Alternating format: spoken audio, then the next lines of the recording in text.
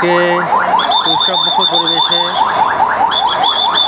এখানে অনেকে ভোটদান প্রদান করছেন এবং গুলশান মডেল হাই স্কুলে এখানে যারা ভোটার আছেন তারা স্বতঃস্ফূর্ত এসে ভোট দিচ্ছেন।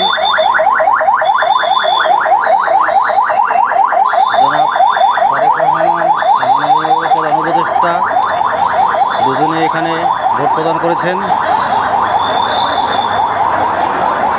দেশি বিদেশি যারা পর্যবেক্ষকরা এখানে যথেষ্ট উপস্থিত আছেন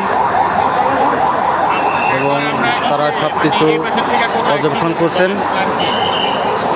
এবং আইনশৃঙ্খলা বাহিনী যারা আছেন আমাদের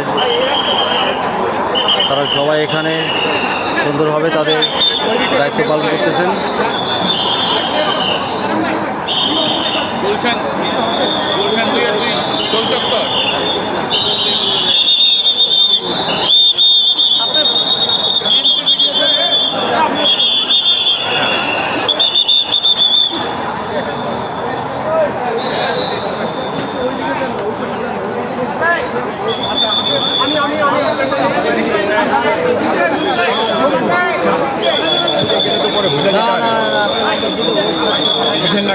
আমার থাকলে আমি নক দিয়ে নিতে পারি।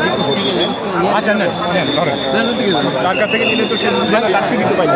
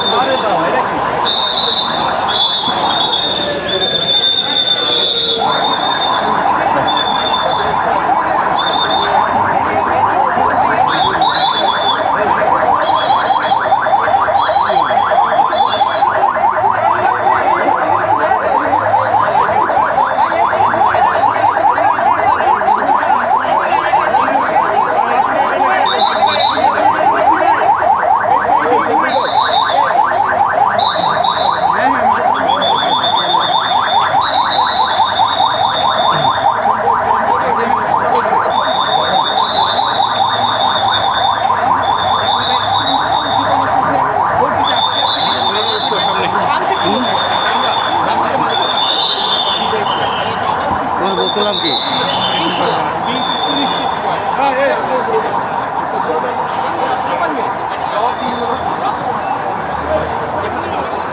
আচ্ছা ভাই আরেকটা প্রশ্ন